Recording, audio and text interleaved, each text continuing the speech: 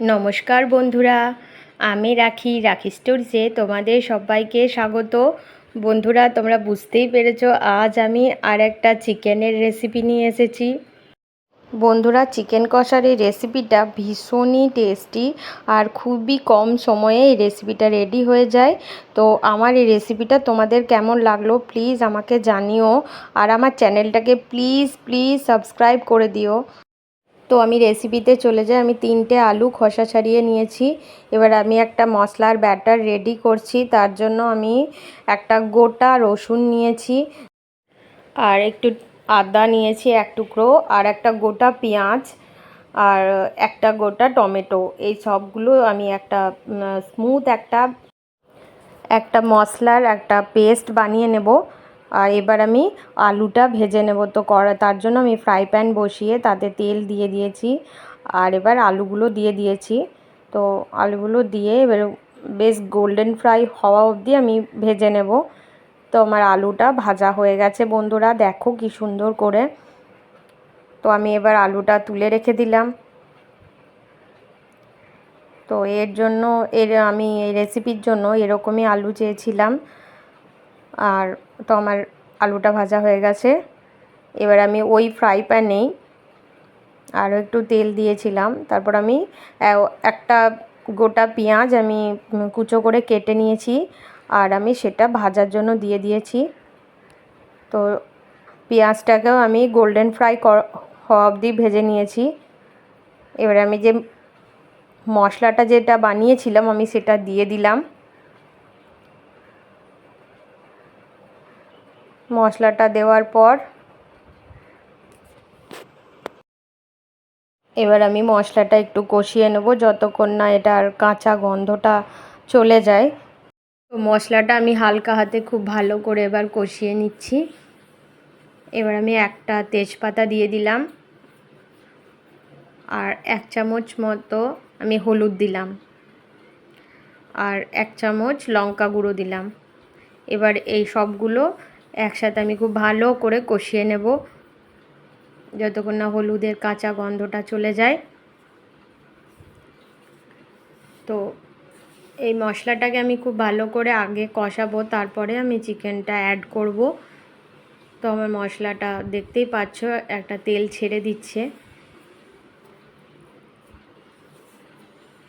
এবার আমি চিকেনটা দিয়ে দেব। এর জন্য আমি চিকেনটাকে ধুয়ে আর একটু হলুদ মাখিয়ে আমি রেখেছিলাম। তো চিকেনটা আমি দিয়ে দিলাম।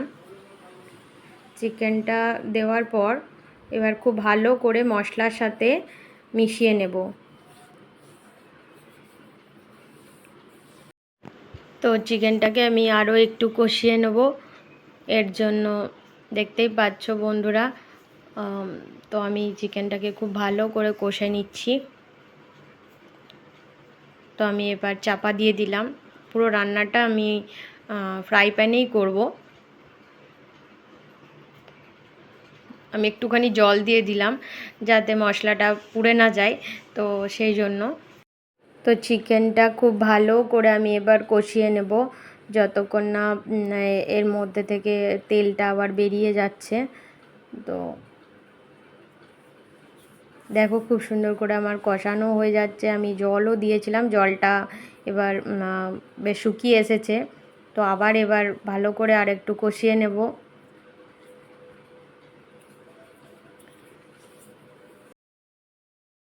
বন্ধুরা, তোমরা দেখতেই পাচ্ছ রান্নাটা খুব ভালো করে হয়ে যাচ্ছে, আর চিকেনটা খুব ভালো একটা কালার এসেছে। তো আমি খুব বেশি যে মশলা টশলা সব অনেক কিছু দিয়েছি তা কিন্তু নয়। এবার আমি জলটা দিয়ে দিলাম। জলটা দিয়ে এবার আরও খানিকক্ষণ আমি, যেহেতু আলুটা আছে সেদ্ধ হওয়ার জন্য আমি দিয়ে দিলাম। আর নুনটা পরিমাণ মতো নুনটা দিতে হবে। তো আমি 2 চামচ আমি নুন দিয়েছি। তো তোমরা একটু দেখে নিও তোমরা কীরকম নুন খাও, সো চেক করেই দেওয়াটা ভালো। তো আমি এবার চাপা দিয়ে দিলাম। তো চাপা দেওয়ার পর এরকম অবস্থায় আছে। আমার চিকেনটা সেদ্ধ হয়ে গেছে, আলুটাও সেদ্ধ হয়ে গেছে।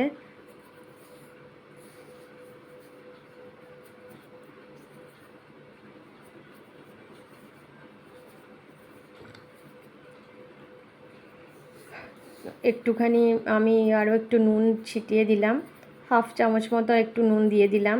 তো আর নামানোর আগে একটু গরম মশলা দিয়ে দিলাম।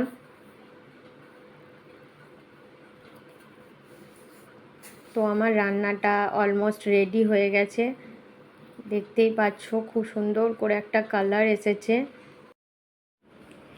তো আমার চিকেনটা একদম রেডি হয়ে গেছে। তো এবার আমি নামিয়ে নেব। তো আমার রান্নাটা তোমাদের কেমন লাগলো প্লিজ জানিও। তো আমি এবার প্লেটিং করে নিচ্ছি।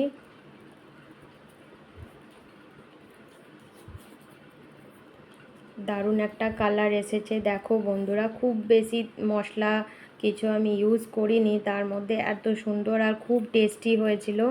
তো তোমরা এরকম করেও রান্নাটা করতে পারো, ভালো লাগবে। আমার ভিডিও তোমাদের ভালো লাগলে প্লিজ লাইক করো, আর আমার চ্যানেলটাকে প্লিজ প্লিজ সাবস্ক্রাইব করে দিও। তোমাদের সাপোর্ট আমার দরকার। তো আর কমেন্ট করতে ভুলো না। Thank you.